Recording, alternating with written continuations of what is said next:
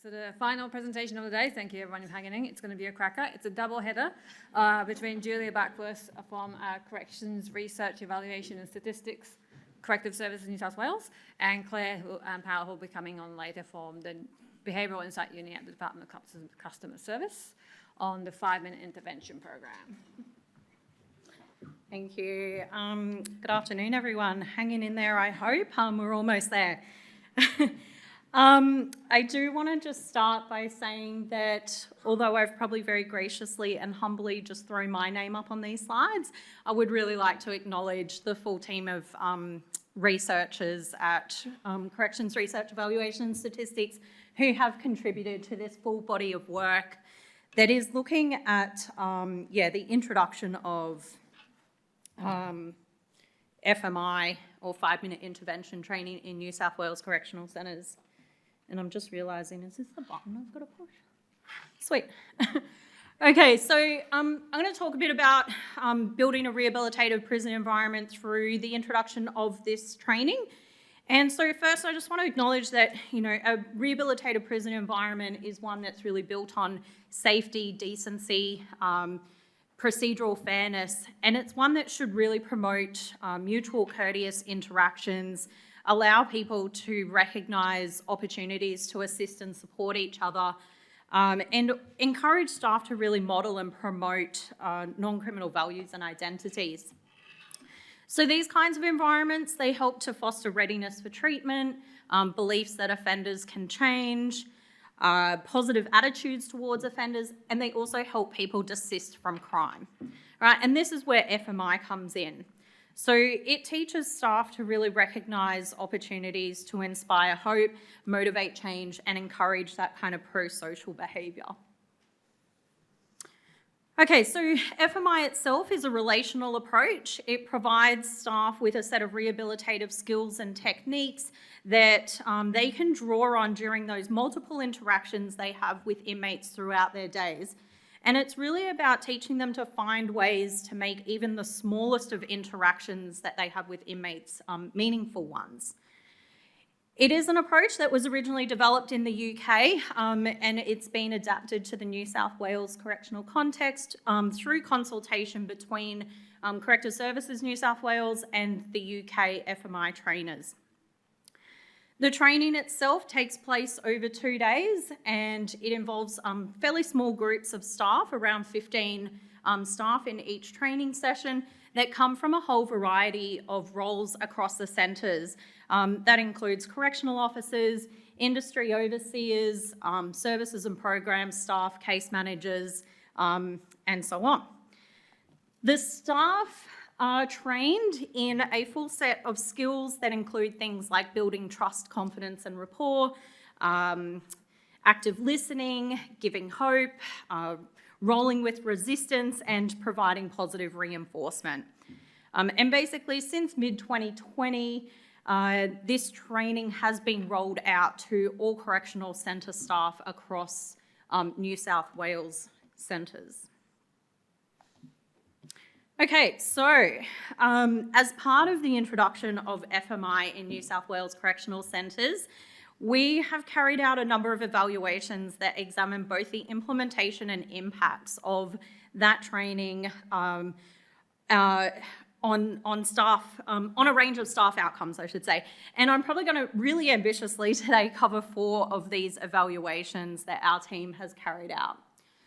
So the first 2 draw on survey data that examine staff attitudes and job-related experiences after completing FMI training. The third of these actually draws on qualitative interview data with FMI trained staff to really understand their views and experiences of using FMI when they're interacting with inmates day to day. And the final study draws on administrative data to determine whether FMI has had a measurable impact on some observable indicators of inmate and staff behaviours that really relate to the level of safety and order within New South Wales correctional centres. Okay, so the first of these evaluations involved a fairly robust 2x2 quasi-experimental design that was designed, a design that was essentially looking to examine staff attitudes and experiences of pre and post FMI training. It involved 13 training sites where staff had already completed or were about to undertake FMI training, as well as an additional 5 comparison sites where training was yet to be rolled out. And those staff were asked to first complete a baseline survey and a follow-up survey 6 weeks later. These surveys measured staff attitudes towards prisoners, their motivation and ability to support offenders' rehabilitation, as well as perceived organisational and operational job demands, job stress and job satisfaction. And the focus of our analyses in this particular study was really on a series of mixed ANOVAs that was designed to assess that interaction between group and time. But we've also used Bayesian analyses to support those findings, given they're far less susceptible or sensitive to issues related to having such a small comparison sample size here. Okay, so initial paired samples t-test revealed significant changes from pre to post training in 3 of the outcome measures. So we saw that following training, staff tended to report more positive attitudes towards prisoners, as well as greater motivation and more confidence in their ability to actually support offenders' rehabilitation. The mixed ANOVAs, however, only revealed a significant interaction effect for ability, indicating that staff felt they had better skills to really support offender rehabilitation after completing the training when compared to those who had yet to complete it. And we didn't really see any other significant findings across those other outcome measures of interest. The second study then was really an extension of the first, where we measured the same outcomes 12 months post-training. At this point in time, the staff from our comparison site had also now been trained in FMI, so we were only able to include FMI-trained staff in this second round of analyses. But again, we saw significant improvements in staff attitudes towards prisoners, as well as their motivation and ability to support offenders' rehabilitation between that baseline and 12-month follow-up period. For attitudes and ability, there were no significant changes though between 6 weeks and 12 months, which really suggested that the most prominent change for those measures tended to occur very close after completing training, and then that was just sustained across time. There was, however, a significant change in motivation between 6 weeks and 12 months post-training, suggesting that motivation to support offenders' rehabilitation actually continued to significantly improve over a longer period of time. And again, no other significant changes across any of those job-related outcomes we looked at. Okay, so the third evaluation involved in-depth interviews to understand staff perceptions and experiences of using FMI. And while this really was a comprehensive study, I'm just, in the interest of time, going to highlight a few key points related to those experiences and a couple of the facilitators and barriers that staff were most likely to discuss in relation to using FMI. So in terms of how staff viewed FMI, COs or correctional officers were more likely to see it as a negotiation and de-escalation technique that they could really use to help address inmates' behaviour, reduce inmate issues and anxiety, and ultimately help to create a safer environment. They also saw it as a way to communicate that care and understanding, and that they were really there to provide assistance and help to those people in their care. Industry overseers recognised FMI as a way to really teach, develop and encourage inmates. So they tended to see inmates more as employees and FMI as a way to develop their confidence and skills to produce good results or products that help to meet business objectives. And then finally, our OS&P staff felt that FMI was really just about taking that quality time to check in on inmates. It was a way of kind of humanising them and connecting with them as a person to be able to have more meaningful interactions with them and encourage them to identify solutions and make decisions for themselves. So there were a number of facilitators and barriers that staff identified, but I'm just going to focus on the two most prominent of these. The first relates to staff roles and attitudes. Here, COs were more likely to view their role as a barrier to using FMI. They found it really hard to separate that rehabilitative role from the security role that they provided, and expressed concerns about just being labelled as a care bear or being seen as too soft by interacting with inmates in that way. They also expressed concern about being seen as too friendly and at risk of starting to develop those inappropriate relationships. Overseers and OS&P staff were much more likely to see their roles as being more conducive to using FMI.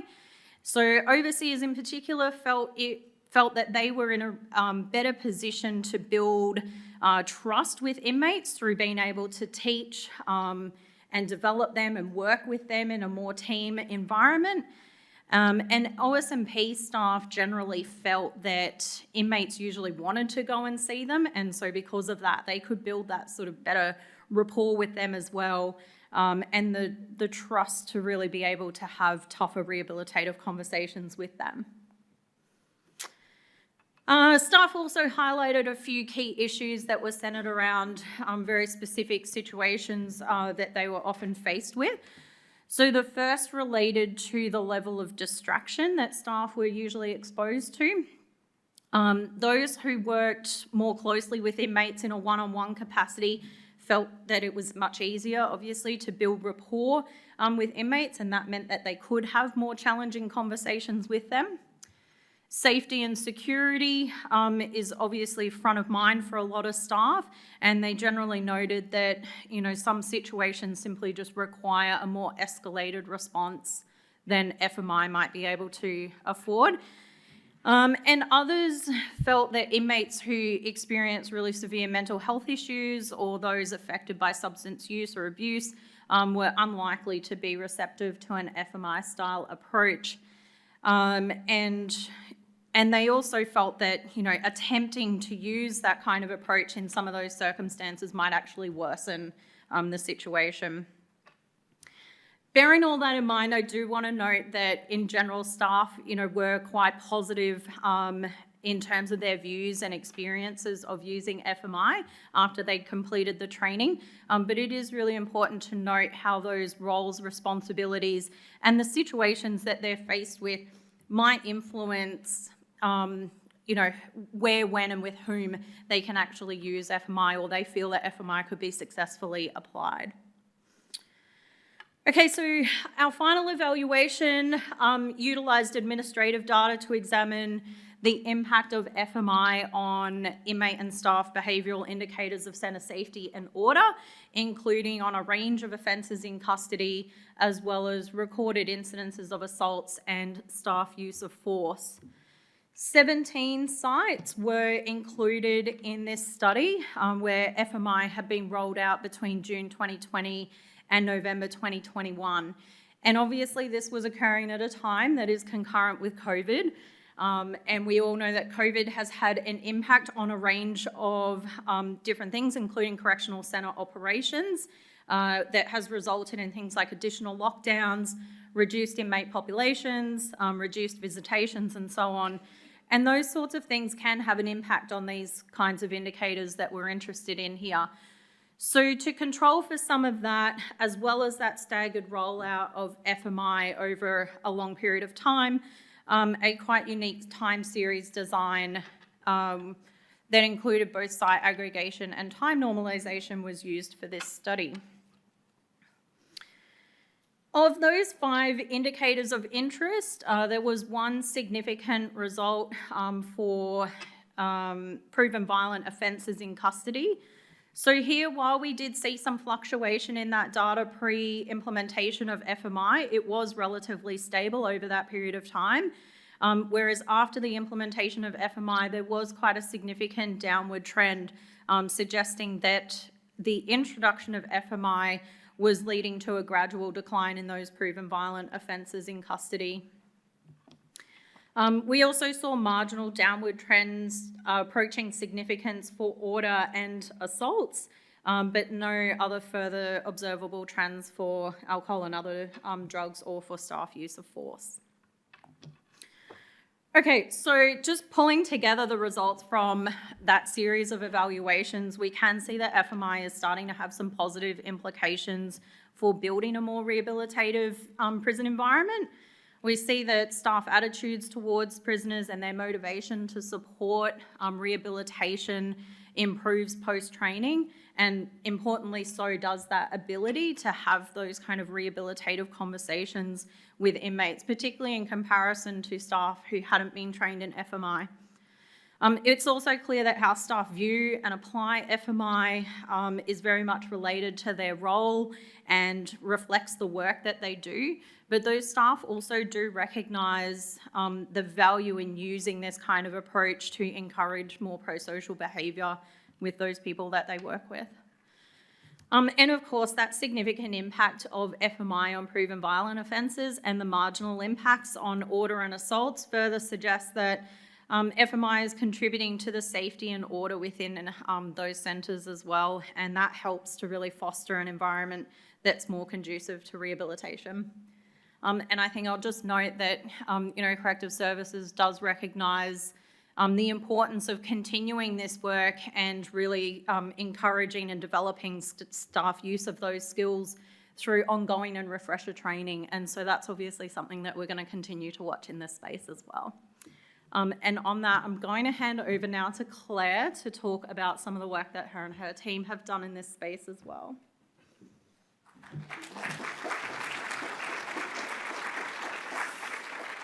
Thank you, Julie. Hi, everybody. I'm Clare Power from the New South Wales Behavioural Insights Unit, and I'm also the woman standing in between you all and alcohol.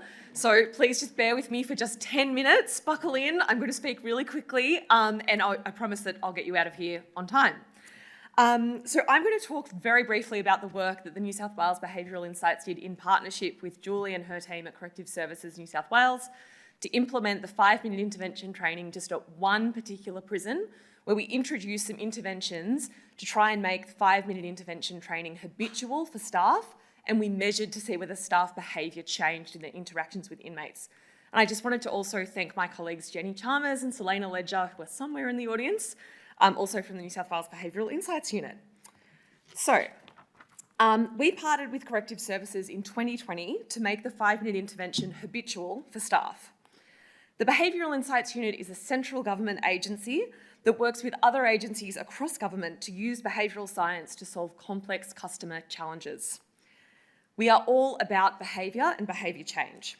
In this piece of work, we wanted to know whether staff were actually performing the behaviours that FMI training was encouraging them to do. And we wanted to know whether behavioural science could be used to make those behaviours habitual. Could we get staff to keep performing FMI training many months after they just attended training for 2 days? We surveyed and interviewed staff at 3 correctional centres where the 5-minute intervention was first piloted, and we also spoke to inmates in inmate representative groups. We worked closely with the FMI trainers and we participated in training ourselves. From this, we learnt that overall staff were really supportive of the 5-minute intervention, and they felt confident in their ability to use it at work, though non-custodial staff were significantly more confident than custodial staff. The majority of staff also told us that they would recommend the 5-minute intervention to be used in other correctional centres. But what about staff being able to perform these key 5-minute intervention behaviours?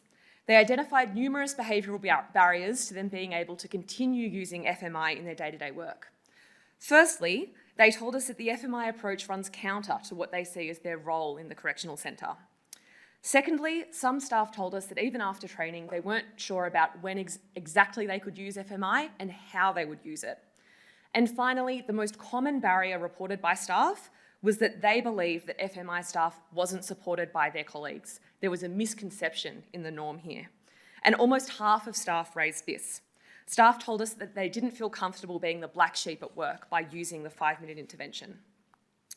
Okay, a very quick detour into the huge field of habit formation science. It's proven in the field of behavioural science that we form habits by repeating a behaviour in response to a specific cue, and we need to know what that behaviour is and what that cue is. Over time, the behaviour becomes automatic. Feeling confident and motivated to perform the behaviour, in this case the use of FMI, and having belief that it is important boost the habit formation process. So we added these key building blocks of habit formation into the original 5-minute intervention training. Overall, we introduced 4 habit building interventions at Lithgow Correctional Centre. These interventions were introduced during and after training, and our first intervention was a values affirmation exercise. Values affirmation involves asking an individual to reflect on their own values and identity before they learn something new. These exercises have been proven effective in improving an individual's capability to learn new information and to change their beliefs. This is because they boost an individual's ego, making them more receptive to new ideas. At the very beginning of training, all staff were asked to choose one of the core corrective services values and individually reflect on it for 1 minute with the prompt, think about a time you used this value at work. Why does it make you a good officer? We hypothesised that doing this would help them to learn the 5-minute intervention. After this reflection, training participants were given habit and formation worksheets. These worksheets made clear to staff when and how they could perform an FMI behaviour. Before they learned any of the skills, staff wrote down 2 interactions that they'd experienced with an inmate during their last week at work. Then, after each skill was taught, staff were given time to reflect on that interaction and to identify exactly which FMI behaviour they would use in response to it. Flashcards, like this one, were handed out that explicitly listed the exact behaviours that staff would do to enact this skill. In this example, a staff member can build trust, confidence and rapport by being clear about the next steps, by following through, or by using depersonalised banter. By the end of training, staff had gone through this process for each 5-minute intervention skill. They then made a plan for how they would use FMI at work next week. This plan brings me to our next intervention, the 5-minute intervention planning tool. This tool was pocket-sized and designed for staff to take with them outside of training. It contained their personalised plan and, most significantly, showed staff how they could use the 5-minute intervention in response to a particular inmate mood. We mapped staff responses from surveys against how often they used the 5-minute intervention and found that staff who said the tool was helpful used the 5-minute intervention more often than staff who didn't find the tool useful or who just couldn't remember receiving it. Of course, we cannot say this was causal. The staff who used the tool may have been more conscientious or more motivated to use the 5-minute intervention, but the more useful staff found this tool, the more frequently FMI was used. Our 4th intervention was the most novel and was set up in the lobby of Lithgow Correctional Centre once everyone there had received training. The FMI station reminded staff to use FMI when they arrived at work each day. It also made salient to staff that the 5-minute intervention was integral to the unique staff culture at Lithgow Correctional Centre. It did this in a number of ways. The poster was really big and placed on a shiny metallic sheet. You really couldn't miss it. We primed a positive staff culture with an identity prompt. No one knows this job like you do. And then immediately linked this identity prompt to a descriptive norm about using FMI behaviours, which you can see on the screen. And finally, we asked staff, how will you use the 5-minute intervention today? And we asked them to vote on the behaviour they would use. For example, inmate needs to calm down, roll with resistance, ask them to reflect on the consequences of their actions. The contents of the station were changed about every week and it stayed in place for a couple of months. Of course, we know that everyone didn't arrive at work, diligently read the poster, diligently vote, and then diligently perform that behaviour. That didn't matter. The point of this station was to remind staff about the 5-minute intervention, to show them that it was an important part of their unique culture, and to let them know that other people were doing FMI. You believe in it and others do too. How did we evaluate all of this? Well, we originally intended to use a difference in difference design to test the effect of our interventions, comparing outcomes across 3 time points at Lithgow, the intervention site, and South Coast, the comparison site. Something happened in 2020, though, that put our best laid plans into disarray.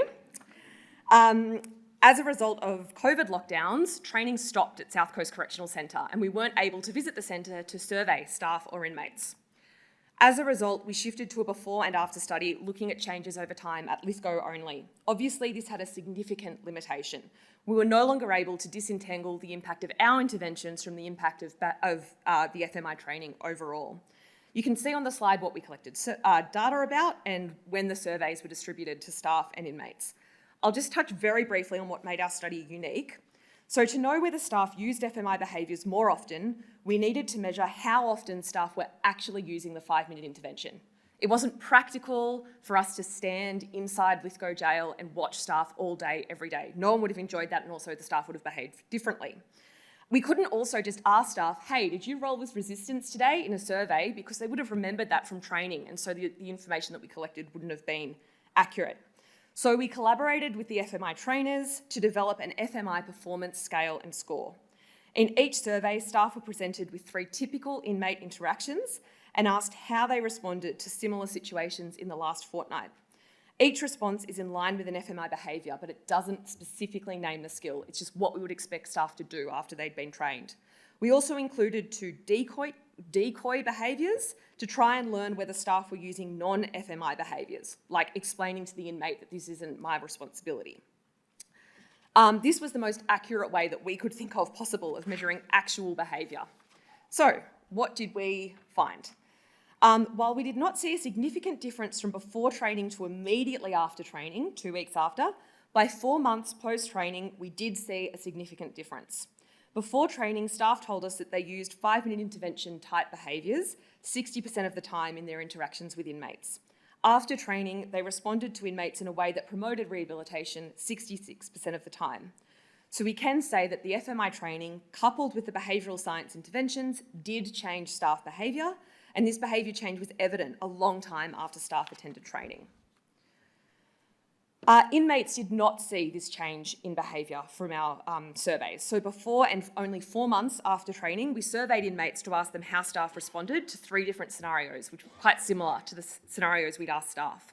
From the perspective of inmates, staff behaviour did not change overall. However, there was change in one important behaviour. Asking an inmate to think about what he can do to help himself, there were only men at Lithgow Correctional Centre, in a situation, this is a very nuanced 5-minute intervention skill, and it's difficult for staff to practice. It really is sort of runs counter to what staff tend to do. It's really critical to creating a rehabilitative environment because it provides an opportunity for agency and for learning for the inmate. Both inmates and staff reported that this more difficult skill was used more frequently after training, and this was sustained after 4 months. Before training, inmates told us that staff did this 21% of the time when an inmate asked them for something, and after training, staff did this 41% of the time. Look, we also looked at belief in rehabilitation, this increased, motivation increased only for custodial officers, not non-custodial officers, and we didn't see a change, in confidence. Sorry, I went through that very quickly. In terms of what this means, in 30 seconds, we can say that training plus behavioural science interventions do work to actually change behaviour. And these 2 interventions that I've mentioned have been scaled in the repeat training that Julie mentioned. And it's really important when we're training people, whether it's in the justice space or elsewhere, but particularly in the justice space, I think, exactly what they need to do and when they need to do it when you're training them, and to help them personalise what they're going to do and when they're going to do it. And then when they leave training, creating an environment where people are encouraged to continue performing that behaviour so that it can become habitual. And we're also doing further research to use the limited data that we have to compare Lithgow and South Coast, so maybe I'll be back to talk about that. Thank you.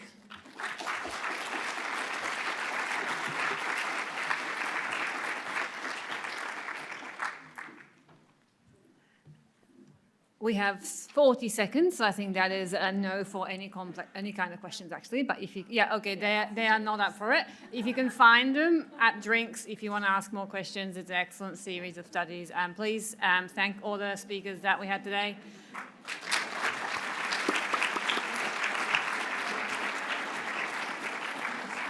And one last thing, I have a very specific housekeeping instruction. If you're a speaker tomorrow and haven't given Boxai your presentation, your presence is required at the registration to desk tomorrow morning. Please give us your presentation so we can put it up on the screen. Everyone else, you are dismissed.